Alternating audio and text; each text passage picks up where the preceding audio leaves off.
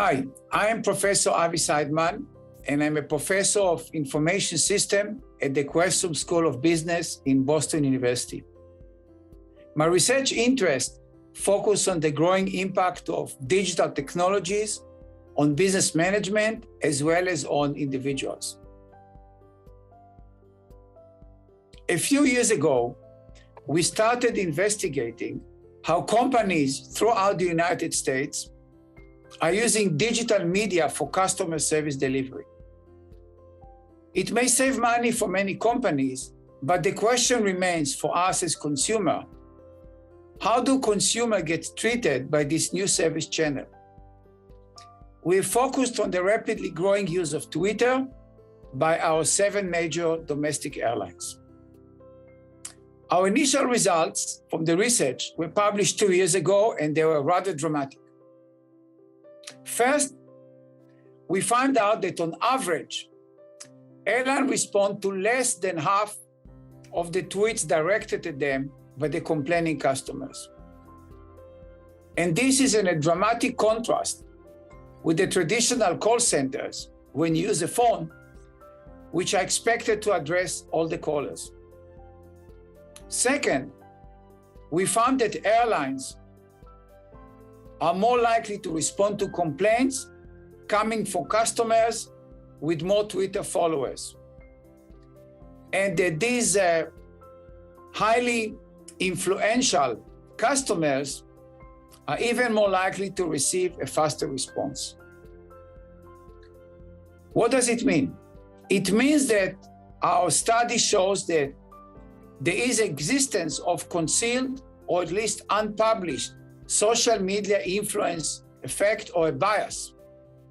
In other words, if you do not have many followers, you get pushed back by the airlines, and those highly influential customers will get response with higher probability, and when they get a response, it'll be faster response than your response because you got pushed back. The reason being, the airline does not consider you important enough. We then asked ourselves, are there any other forms of bias in customer service using online channels?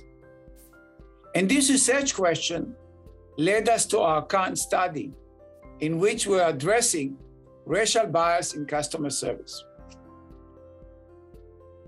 In this recent study, we do investigate the effects of a complaining customer's racial identity as revealed by their social media profile picture on the chances of receiving a response from the airline. We carefully analyzed almost 60,000 social media customer complaints directed at 7 of our leading US airline carriers. Our analysis used modern artificial intelligence tools and other analytic techniques such as text mining and facial recognition. Our study presents a clear evidence that African American customers are considerably less likely to receive a response when they complain, as compared with otherwise white customers.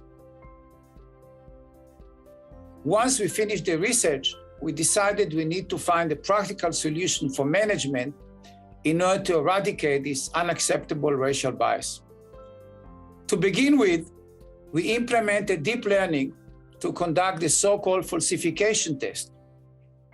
This test showed us that the bias, the racial bias, is absent without the visual cue or the face picture that reveals racial identity. As such, our study offers a practical yet a very powerful recommendation for companies. Conceal all customer profile pictures from your employees while delivering social media customer service. Make the call center software hide the images of the customer who's sending you social media requests for support, complaining, or information. While conducting this research, 2 findings caught us with a complete surprise. Our first research surprise is the extent at which the American public companies in the business to consumer space, the B2C space, still exhibit racial discrimination. Our second research surprise was our own discovery of a rather easy way to eliminate implicit racial biases, as I've discussed it earlier.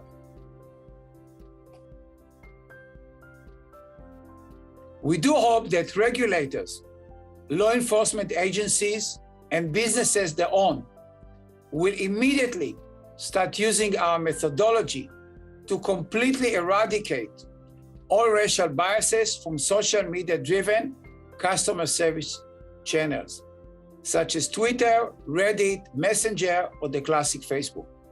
This is important because as consumers, we're using more and more social media, whether we're seeking airline response, financial services, or healthcare. Therefore, addressing these racial biases is utmost important, and that's the right things to do now.